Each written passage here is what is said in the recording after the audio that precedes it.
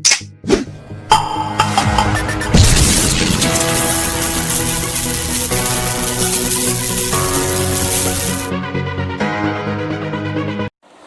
Friends, मैं आपका अपने YouTube channel learn English with Manish में फिर से स्वागत करता हूं। दोस्तों, इस समय हम लोग ग्रामर के बारे में पढ़ रहे थे और ग्रामर का बेसिक लेक्चर 1 हो गया है। उसको आगे कंटिन्यू करते हुए आज हम लोग क्लास 2 के बारे में पढ़ेंगे, ठीक है। तो दोस्तों, हम लोग उसमें सेंटेंस पढ़ रहे थे। क्या पढ़ रहे थे? सेंटेंस पढ़ रहे थे, ठीक है। तो सेंटेंस के बारे में हम लोग उस दिन बताए थे group of words with complete meaning, ठीक है। तो देखिए, इस सेंटेंस को अगर हम लोग डिफाइन करना चाहें तो दो तरीके से डिफाइन कर सकते हैं। पहला है स्ट्रक्चर। पहला क्या है? स्ट्रक्चर प्लस कंप्लीट मीनिंग, ठीक है। मतलब कि कोई भी हम लोग सेंटेंस बनाते हैं तो पहले तो उसका स्ट्रक्चर सही होना चाहिए और दूसरा उसका मीनिंग भी कंप्लीट होना चाहिए, ठीक है। तभी वो सेंटेंस माना जाएगा, ठीक है। स्ट्रक्चर को हम लोग 3 पार्ट्स में डिवाइड कर देते हैं। पहला सब्जेक्ट या डूअर, जो कि मैं उस दिन बता चुका हूँ। दूसरा है वर्ब, तीसरा है हमारा ऑब्जेक्ट, ठीक है। इतनी बात समझ में आई। वर्ब को भी 2 भाग में बांटते हैं। पहला मेन वर्ब और दूसरा हेल्पिंग वर्ब, ठीक है। मेन वर्ब क्या होता है? जो हमें एक्शन को रिप्रेजेंट करें, ठीक है। जिसकी 5 फॉर्म होती है। वर्ब की फर्स्ट फॉर्म, वर्ब की सेकेंड फॉर्म, वर्ब की थर्ड फॉर्म, वर्ब के फर्स्ट फॉर्म में आईएनजी और वर्ब के फर्स्ट फॉर्म में यस या ईएस, ठीक है। और हेल्पिंग वर्ब तो आप जानते ही हैं, इज होता है, एम होता है, आर होता है। इसी तरह बहुत सी होती हैं जो कि आगे हम लोग डिटेल में डिस्कस करेंगे, ठीक है दोस्तों। तो चलिए अब इसके बाद आगे हम लोग देखते हैं क्या क्या सेंटेंस के टाइप्स होते हैं, ठीक है। और उसके बारे में हम लोग ब्रीफ नॉलेज लेंगे, ठीक है। तो चलिए आगे देखते हैं दोस्तों। सेंटेंस के अब हम लोग टाइप्स के बारे में पढ़ेंगे, ठीक है। पहला होता है दोस्तों असर्टिव सेंटेंस। पहला क्या होता है? Assertive sentence. Assertive sentence. देखिए दोस्तों, यहाँ पर आर का प्रोनाउंसिएशन नहीं होगा क्योंकि आर के पहले क्या है? वाउल साउंड है, ठीक है। आर के पहले क्या है? वाउल साउंड है, इसलिए यहाँ पर आर का प्रोनाउंसिएशन नहीं होगा, हो जाएगा असर्टिव सेंटेंस, ठीक है। असर्टिव, असर्ट मतलब क्या होता है? असर्ट मतलब होता है कहना। असर्ट मतलब क्या है दोस्तों? कहना, ठीक है। तो असर्टिव सेंटेंस को हम लोग 2 पार्ट्स में डिवाइड करते हैं। पहला है अफर्मेटिव सेंटेंस। पहला क्या है? Affirmative sentence. और दूसरा क्या है? Negative sentence. पहला अफर्मेटिव सेंटेंस, दूसरा होता है नेगेटिव सेंटेंस। तो अफर्म मतलब क्या होता है दोस्तों? अफर्म मतलब होता है हामी भरना। क्या होता है? हामी भरना। अफर्म मतलब क्या होता है? हामी भरना होता है, ठीक है। तो अफर्मेटिव सेंटेंस वो होता है जिसमें कहीं पर नो या नॉट हमको ना दिखाई दे, ठीक है। कहीं पर भी हमको नो या नॉट, नेवर, ये सब चीज़ें ना दिखाई दें। और इसका स्ट्रक्चर होता है subject plus helping verb plus main verb plus object, ठीक है। सब्जेक्ट के बाद हम लोग हेल्पिंग वर्ब लिखते हैं, उसके बाद मेन वर्ब लिखते हैं, उसके बाद ऑब्जेक्ट लिखते हैं। जैसे Ram is writing a book, ठीक है। नेगेटिव सेंटेंस में क्या होता है? बस नॉट अलग से जुड़ जाता है, ठीक है। तो वो कैसे होता है? Subject plus helping verb plus not plus main verb plus object, ठीक है। यहाँ पर नॉट आ गया हेल्पिंग वर्ब के बाद, यही इसमें एक चीज़ जुड़ जाता है, बाकी और सेम वही होता है। जैसे ये, इसी को अगर मैं नेगेटिव बनाऊंगा तो क्या हो जाएगा? राम इज हेल्पिंग वर्ब है, उसके बाद हम लोग क्या लिखेंगे? Not. Ram is not writing a book, ठीक है। तो ये हमारा पहला टाइप हो गया, ठीक है। सेंटेंस के कुल 5 टाइप होते हैं, ये हमारा भी पहला हुआ है। चलिए दूसरा तीसरा पढ़ते हैं दोस्तों। हमारा दूसरा है इंटेरोगेटिव सेंटेंस। अब देखिए, इस आर के पहले वाउल साउंड है तो मतलब इस आर का प्रोनाउंसिएशन नहीं होगा, बट इस आर के बाद वाउल साउंड है तो हमारा इस आर का प्रोनाउंसिएशन होगा। तो ये हो गया इंटेरोगेटिव सेंटेंस, ठीक है। मैंने आपको प्रोनाउंसिएशन कैसे किया जाता है उसका थोड़ा सा बेसिक इन्फॉर्मेशन दिया था, अब लेक्चर 1 देख लेना, ठीक है। इंटेरोगेटिव सेंटेंस दोस्तों 2 टाइप का होता है। पहला होता है ओपन एंडेड,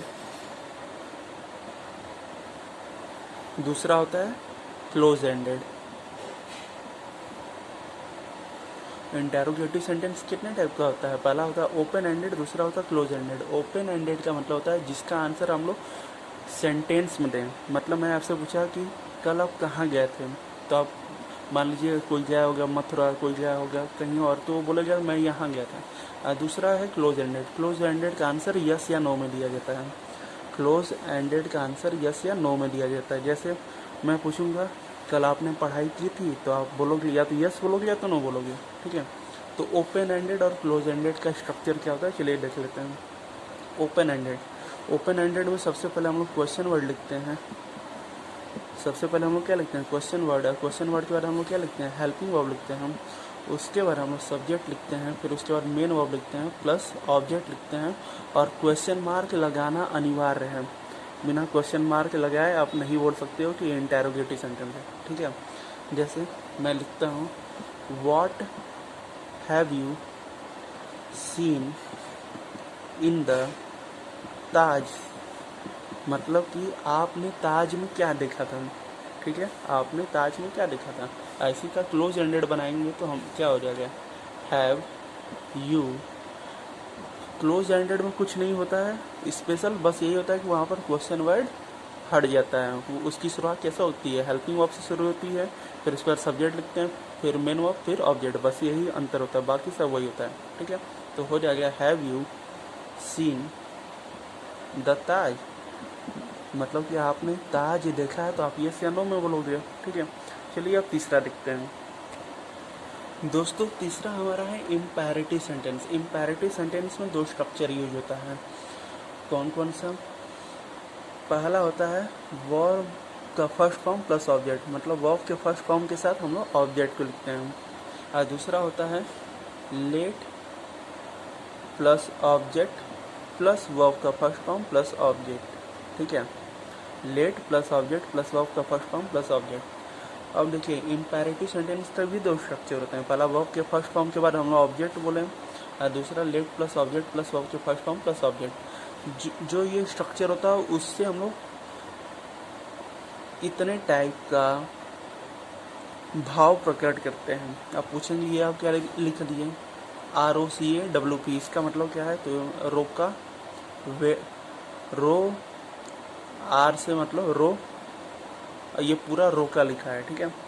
रोका, W से वेडिंग, पी से पहले, रोका वेडिंग से पहले। इस ट्रिक का फुल फॉर्म क्या है, रोका वेडिंग से पहले। अब ये आपको ट्रिक याद हो गया। अब इसका मतलब क्या होता है, R फॉर रिक्वेस्ट होता है। R फॉर क्या होता है, रिक्वेस्ट होता है। O फॉर ऑर्डर होता है। C फॉर कमांड होता है। C फॉर क्या होता है, कमांड होता है। A फॉर एडवाइस होता है। W फॉर वार्निंग होता है। और P फॉर प्रोहिबिशन होता है। P फॉर क्या होता है, प्रोहिबिशन, ठीक है। तो ये 6 भाव प्रकट करता है वर्ब का फर्स्ट फॉर्म प्लस ऑब्जेक्ट। जैसे shut the door, shut the door, ठीक है। यहाँ पर क्या दिया जा रहा है, ऑर्डर दिया जा रहा है कि आप दरवाज़ा बंद कर दो, ठीक है। उसके बाद देखिए दूसरा स्ट्रक्चर क्या है हमारा, late plus object plus verb का फर्स्ट फॉर्म प्लस ऑब्जेक्ट। इस प्रकार के सेंटेंस में हमको रिक्वेस्ट, एडवाइस और भी भाव प्रकट होते हैं। रिक्वेस्ट का भाव प्रकट होता है, एडवाइस का भाव प्रकट होता है। जैसे लेट मी रीड, तो यहाँ बोला जा रहा है कि मुझे पढ़ने दो, ठीक है। Don't disturb me, let me read, okay. इतनी बात समझ में आई। अब देखिए दोस्तों दो और होते हैं, एक होता है ऑप्टेटिव सेंटेंस और दूसरा होता है एक्सक्लेमेटरी सेंटेंस।